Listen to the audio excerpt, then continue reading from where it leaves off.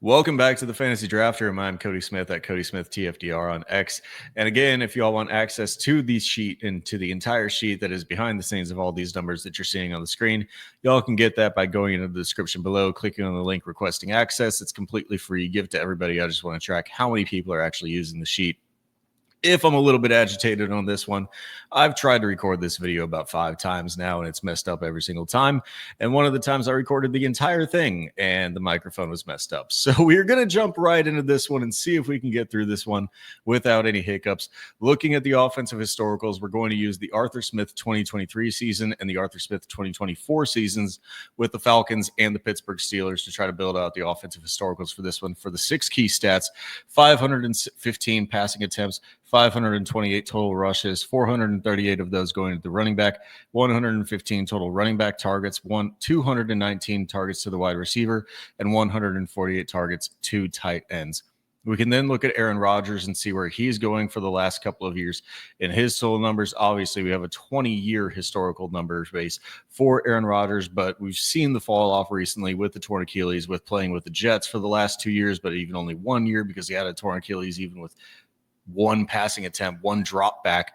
His first drop back tore the Achilles, and everything before that's with the Green Bay Packers. So I'm looking at this number to come in right at around 540 passing attempts for Aaron Rodgers with an Arthur Smith offense.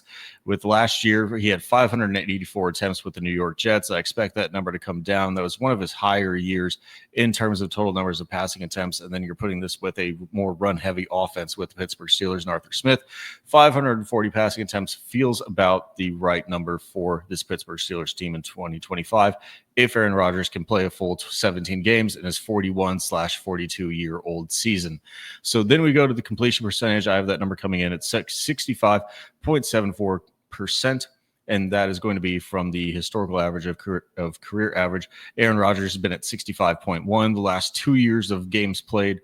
Actual games played for Aaron Rodgers have been at 64.6 with the Green Bay Packers and 63% with the New York Jets last year. I expect that to go up a little bit with just an Arthur Smith offense. It's going to be a little bit more efficient and more down the field based.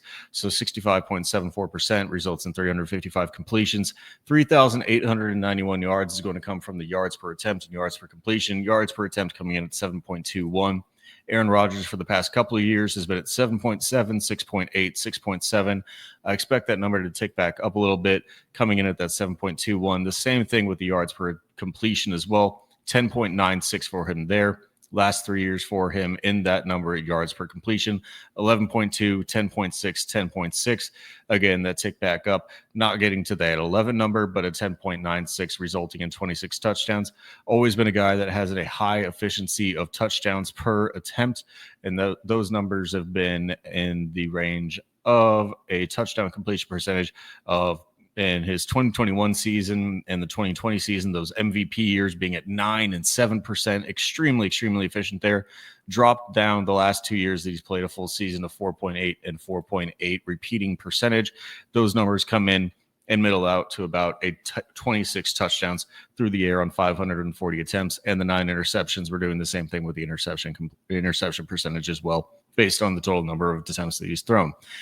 We know that he's not a big mobile quarterback or anything at this point, especially at this point of his career, especially coming off of an Achilles, and especially being 41 or 42 years old, depending on the point of the season that we're talking about. Don't need to get into it too much when we're talking about 19 total rushes for 77 yards, 4.05 per attempt, and 0 touchdowns on the ground. If we're looking at the running back room now, I expect, and I think that everybody probably would expect, that Caleb Johnson commands the predominant work share on the ground of this offense. I have him coming in with 229 total rushes on the ground. Again, if we're looking at the total number of rushes for this offense, I've met 435 total running back attempts. That is just a little bit below the 438 two-year historical for the Arthur Smith offense. So that's numbers right on par for them.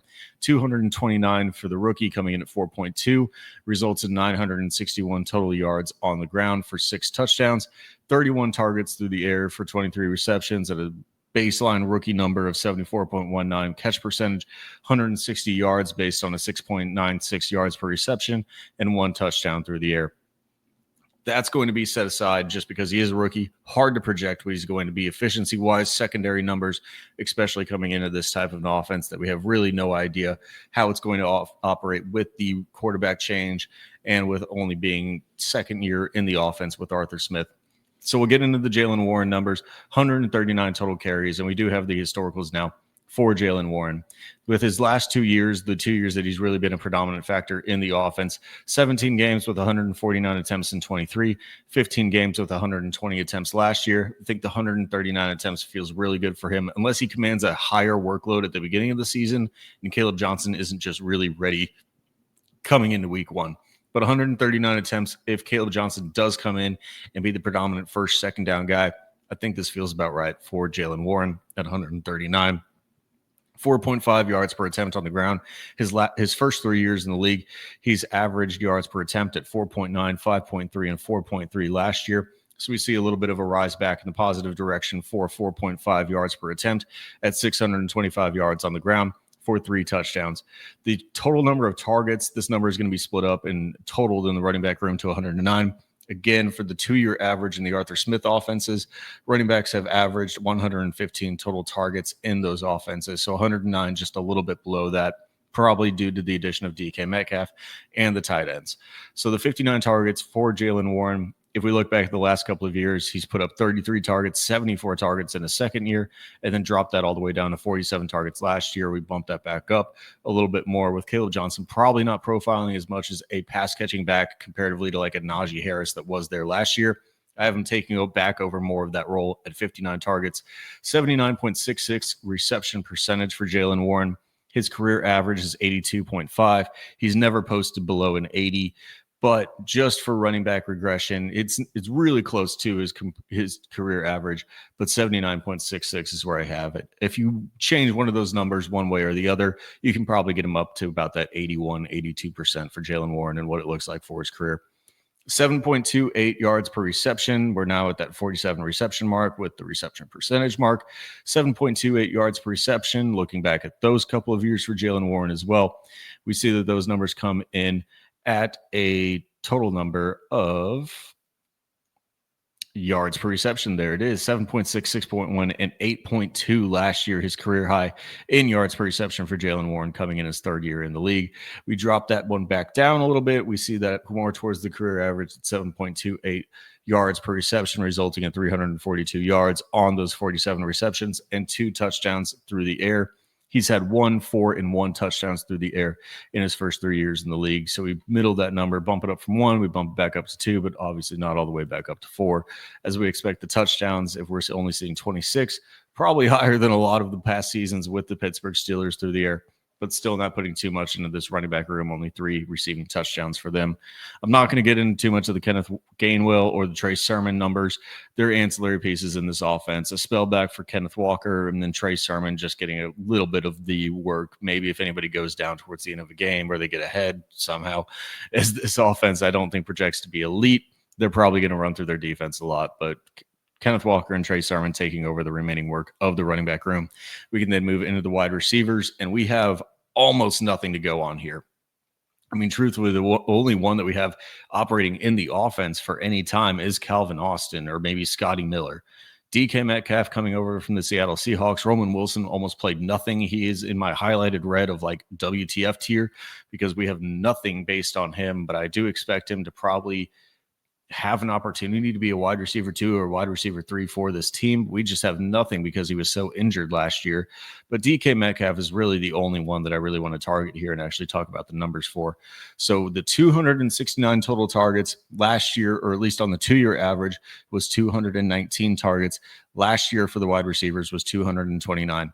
But again, we're upping the total number of attempts, and I do think that this results in the wide receivers having a little bit more. You could also bump this into the tight ends if you expect more 12, 13 personnel, and you expect them to run routes and be targeted on those. But I think that we see a little bit more within the wide receiver room. But again, if you wanted to shift things, I'm not totally against it either. For DK Metcalf, if we're looking back over the last 3 years in terms of targets, 141 in 17 games in 22. 119 in 16 games in 23, and 108 in 15 games in 24. So I have this number coming in for the Pittsburgh Steelers, translated offense at 129 targets, being the very, very clear cut in front wide receiver 1 for this team. I think I took a little bit of George Pickens stats as well whenever I was really building out this line for DK Metcalf to put him as the wide receiver 1 for this team. But again, you're also comparing this with Aaron Rodgers and the mismatch of quarterbacks they've had over the last couple of years with Kenny Pickett, Mason Rudolph, and others for the Pittsburgh Steelers. Hopefully this puts a little bit more stability. But again, Aaron Rodgers coming off a torn Achilles, 41, 42 years old. Everything is up in the air for this team, but I do think it's going to be very consolidated and efficiency-based if they are good. 129 total targets, though. 62.79 catch percentage for DK Metcalf. If we're looking back at the career average for him, 60.3 last year was 60.1. The year before that, 55.5. And in 2022, 63.8.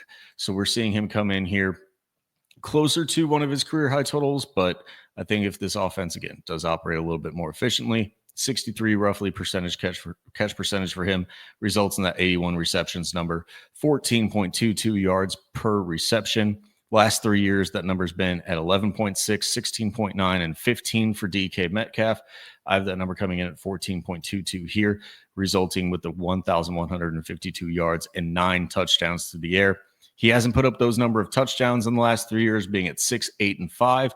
But if this offense is consolidated, at least in the wide receiver room around DK Metcalf, and you don't have a Tyler Lockett, a JSN with him, I think that he can easily get closer to that 10 touchdown number that he hasn't seen in a couple of years. And that gives him wide receiver 17 in my projections for the 2025 season. If you want to dig into any of these other wide receivers, you can. You can look at the sheet for a couple of the other metrics that are in there, but I don't think they're really meaningful to talk about whenever you're talking about wide receiver 75 for Calvin Austin being the highest one that we have here. Best ball dart throw if you want to do that. Maybe he works out as a slot as the wide receiver 2. But I really think the only other ones that we need to talk about are the 2 tight ends. The addition of Jonnu Smith, Arthur Smith gets his guy, and basically from my perception just kind of nukes both of them.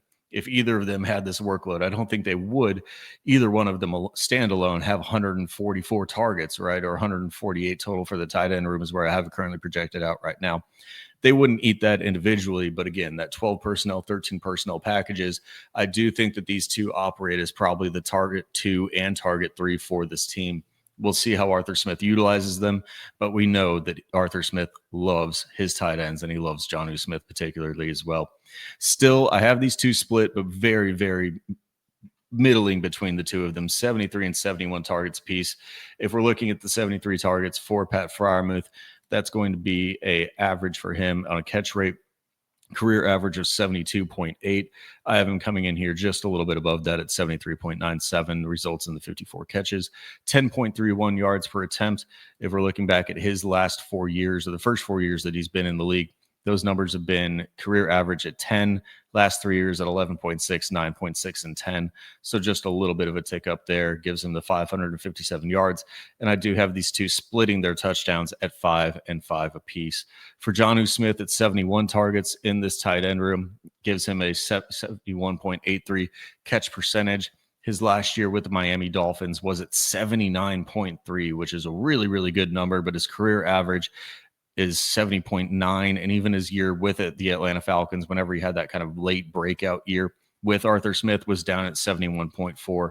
So I have him coming in here at a 71.8, gives him the 51 catches, 547 yards based off the 10.73 yards per reception number. Yards per reception for the last 3 years for Jonnu has been at 9.1, 11.6, and 10.0 with the Miami Dolphins last year. A little bit of a bump up to that 11 number, not as low as the number last year with Miami Dolphins, gives them a 10.73 and that 547 yards. Unfortunately, it just splits up the two of them to tight end 17 and tight end 18 in the tight end rankings. Interestingly, they are back-to-back. The running backs are back-to-back in terms of overall positional rank over a 17-game season. RB 26 and 27, tight end 17 and 18. That's all that I have for you for this team, though. I think if you wanted to change anything and wanted to give me a little bit of a gripe on anything, some of these ancillary wide receiver targets probably could get targeted more into the tight ends, as last year they had 148 targets to the tight end, and it just so happened to come out this year that I somehow projected out based on these two and the additions. I definitely did not do this, as the Jonnu Smith addition was added later, but it came out to 148 targets for the tight ends again. So If you wanted to move more towards what I would consider the target 2 and target 3 in this offense with the 2 tight ends, I can definitely see that taking away from some of the ancillary pieces in the wide receiver room. But overall, I think you can really target in on the couple of pieces that you want from this offense if you are trying to bet on them for fantasy. Metcalf, Freiermuth, Jonnu, Caleb, Jalen Warren, Rodgers. I think that's really clear cut at the top for what this team can actually contribute. And we can get into the recap of the team totals. 540 passing attempts for 355 completions, 3,891 yards, 26 touchdowns, 9 interceptions, 454 total rushes for 1,938 yards, 10 touchdowns on the ground, and then the 526 targets, differentiating from your attempts of 540 because of throwaways and things like that. Gives you the 994 plays for 36 total touchdowns, a team that's definitely going to have to rely on their defense and offensive efficiency if they want to compete in 2025. But that is it for the Pittsburgh Steelers. We are now moving into the NFC North because I'm going to save the Cleveland Browns for as long as I can because it's hard to project them without even knowing who their quarterback's going to be year one. So hopefully by the end of this projection series, we're going to have a little bit more clarity on that, and then I can actually give you some more clearly defined numbers. Right now, I just have them as kind of a QB placeholder with Joe Flacco. But the offense is going to change if there's a rookie quarterback in Shadur Sanders or Dylan Gabriel, or if it's Kenny Pickett, or if it's Joe Flacco. The offense just changes too much for me to really give you that one right now. If you want to look at it as I have it now, though, the running back numbers are in there and all the wide receivers for my QB placeholder are in there. But again, if you want to do that, description link below. And if you want to leave this video a like, you can. If you don't like it, I didn't like this one either because I had to freaking redo it 17 times to try to get this one out to you. But all labor of love. I hope you stick around for the continuation of the projection series for the 2025 and the NFC North coming to you tomorrow. Thanks for tapping in.